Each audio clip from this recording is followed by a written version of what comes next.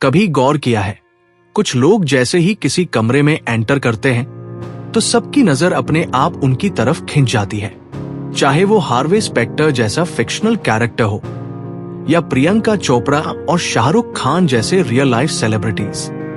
उनमें एक खास चार्म होता है, एक वाइब होती है जो बाकी लोगों से अलग कर देती है। लोग उन्हें पसंद करते हैं, उनकी तरफ आकर्षित होते हैं और उनकी प्रेजेंस को नोटिस किए बिना रह ही नहीं पाते। अब सवाल यह है, क्या ये चार्म सिर्फ उन्हीं के लिए रिजर्व्ड है या फिर क्या एक आम इंट्रोवर्ट इंसान भी ये क्वालिटी डेवलप कर सकता है? जवाब है हाँ, बिल्कुल कर सकता है, लेकिन इसके लिए जरूरी है कि आप कुछ सिंपल, प्रैक्टिकल और पावरफुल सोशल सीक्रेट्स को अपनी पर्सनालिटी का हिस्सा बनाओ। और आज हम उसी जर्नी पर चलेंगे। सोचिए, आप भीड़ भाड़ वाले किसी इवेंट में हो, चारों तरफ लोग बातें कर रहे हैं, नेटवर्किंग कर रहे हैं, हंस रहे हैं, लेकिन आप कॉर्नर में खड़े होकर सोच रहे हो, क्या मैं सही दिख रहा हूं? कहीं मैंने कुछ गलत बोल दिया तो? लोग मुझे जज करेंगे क्या? ये सेल्फ डाउट और नर्वसनेस इतनी ओवरपावरिंग होती है कि आप कुछ बोलने से पहले ही पीछे हट जाते हो और धीरे धीरे आप बैकग्राउंड में खो जाते हो। दूसरी तरफ वही इवेंट में एक इंसान ऐसा होता है जो एवरेज दिखता है, एवरेज स्किल्स रखता है, बट जैसे ही वो लोगों से बात करना शुरू करता है, उसकी वाइब, उसका कॉन्फिडेंस और उसका आई कांटेक्ट लोगों को इंप्रेस कर देता है। यही फर्क जिंदगी बदल देता है।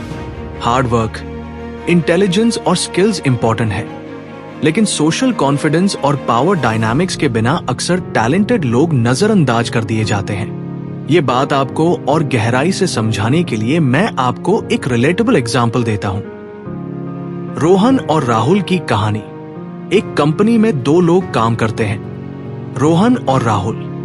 रोहन इंट्रोवर्ट है, हाईली स्किल्ड है, हर प्रोजेक्ट टाइम पर पूरा करता है और टेक्निकल नॉलेज में सबका गुरु है, लेकिन वो अकेले रहना पसंद करता है, मीटिंग्स में रैली बोलता है और बस चुपचाप अपना काम करता है। दूसरी तरफ राहुल है, काम में एवरेज, कभी कभी गलतियां भी करता है, लेकिन हमेशा लोगों से हंसकर बात करता है, टीम के साथ इन्वॉल्व रहता है और अपने मैनेजर के साथ हेल्दी रिलेशनशिप मेंटेन करता है। अब सोचिए, जब प्रमोशन का टाइम आएगा तो सबसे पहले किसका नाम आएगा?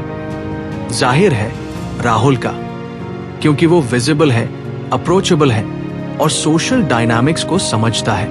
Rohan, despite being more talented, पीछे रह जाता है क्योंकि उसे खुद को शोकेस करना नहीं आता। यही रियल वर्ल्ड है, सिर्फ हार्ड वर्क से नहीं बल्कि स्मार्ट सोशल स्किल्स से ग्रोथ होती है। इनर गेम जीतना क्यों जरूरी है?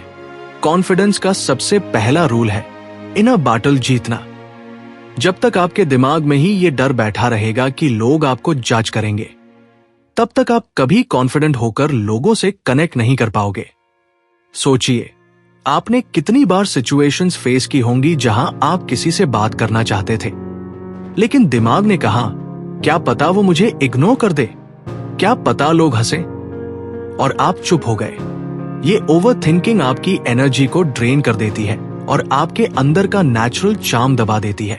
इसका सॉल्यूशन सिंपल है, 5 सेकंड रूल। जब भी आप नर्वस फील करो, बस उल्टी गिनती करो, 5, 4, 3, 2, 1 एंड एक्शन। किसी को अप्रोच करना है, एक आइडिया शेयर करना है या फिर किसी ग्रुप में ज्वाइन होना है, ज्यादा मत सोचो, बस एक्शन लो। आपका दिमाग जितना ज्यादा सोचता है उतना डर क्रिएट करता है, एक्शन उस डर को काट देता है। आई कांटेक्ट की ताकत। कहा जाता है आंखें सब कुछ कह देती हैं। किसी से बात करते वक्त स्ट्रॉन्ग आई कांटेक्ट आपको इंस्टेंटली कॉन्फिडेंट और ट्रस्टवर्दी दिखाता है, लेकिन ध्यान रहे, आई कांटेक्ट का मतलब स्टेयरिंग नहीं है। इसका एक सिंपल फॉर्मूला है, 80/20 रूल। बात करते वक्त 80% टाइम आई कांटेक्ट मेंटेन करो और 20% हल्का सा इधर उधर देख लो।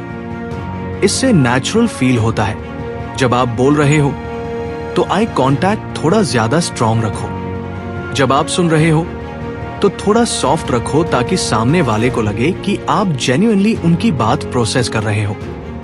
और सबसे पावरफुल ट्रिक है स्माइल विद योर आईज। जब आपकी आंखें भी मुस्कुराती हैं, तो सामने वाला इंस्टेंटली कनेक्ट फील करता है। उसे लगता है कि आप अप्रोचेबल हो, जेन्युइन हो और उसमें इंटरेस्ट ले रहे हो। पोलाइटनेस और ह्यूमिलिटी असली चार्म। कॉन्फिडेंस का मतलब एरोगेंट होना नहीं है। असली रिस्पेक्ट और चार्म तब आता है जब आप हम्बल और पोलाइट रहते हो। छोटी छोटी बातें बहुत बड़ा फर्क डालती हैं। Please, thank you, excuse me का यूज करना, किसी को सीट ऑफर कर देना, रैंडम कॉम्प्लीमेंट देना, हेल्प ऑफर करना, इवन छोटी सी, ये जेस्चर्स आपके चारों तरफ पॉजिटिव ऑरा क्रिएट करते हैं। लोग आपको सिर्फ कॉन्फिडेंट ही नहीं बल्कि काइंड और लाइकेबल समझते हैं। और यहाँ एक छोटी ट्रिक काम आती है, लोगों के नाम का यूज करना। बातचीत में अगर आप सामने वाले का नाम बार बार लेते हो, Ravi, that's a great point, या Anita, I totally agree with you, तो उन्हें एक स्पेशल कनेक्शन फील होता है। हर इंसान को अपना नाम सुनना पसंद होता है क्योंकि ये उनकी आइडेंटिटी को वैलिडेट करता है। जिंदगी में आगे बढ़ने के लिए सिर्फ हार्ड वर्क या टेक्निकल स्किल्स काफी नहीं होते। असली फर्क तब आता है जब आपके पास सोशल इंटेलिजेंस और पर्सनालिटी की वो ताकत होती है जिससे लोग आपको नेचुरली पसंद करने लगते हैं। पार्ट 1 में हमने सीखा था इनर गेम जीतना, आई कांटेक्ट की ताकत और पोलाइटनेस की चार्म। अब पार्ट 2 में हम बाकी महत्वपूर्ण पहलुओं को विस्तार से समझेंगे। आलोचना और इंसल्ट्स को संभालना। हर इंसान की जिंदगी में ऐसे पल आते हैं जब उसे आलोचना या इंसल्ट फेस करना पड़ता है। फर्क इस बात से पड़ता है कि आप उसे कैसे हैंडल करते हो। अगर कोई आपके काम पर तंज कस दे और आप तुरंत गुस्से में डिफेंसिव हो जाए, तो सामने वाले को लगेगा कि उसने आपकी कमजोरी पकड़ ली। लेकिन अगर आप काम रहकर उस इंसल्ट को मजाक या ह्यूमर से पलट दो, तो आप इंस्टेंट रिस्पेक्ट जीत लेते हो।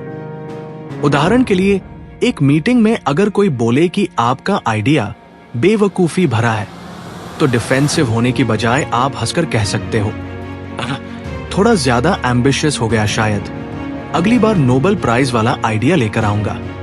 ये जवाब सामने वाले को डिसआर्म कर देता है। शाहरुख खान का एक मशहूर इंटरव्यू याद है। उनसे पूछा गया कि क्या वे खुद को ओवररेटेड मानते हैं। उन्होंने मुस्कुराकर जवाब दिया, हाँ बिल्कुल, लेकिन जब तक लोग मुझे रेट करते रहेंगे, मैं ओवररेटेड रहूंगा। यही चार्म और कॉन्फिडेंस इंसान को दूसरों से अलग बनाता है। ज्यादा सुनो, कम बोलो।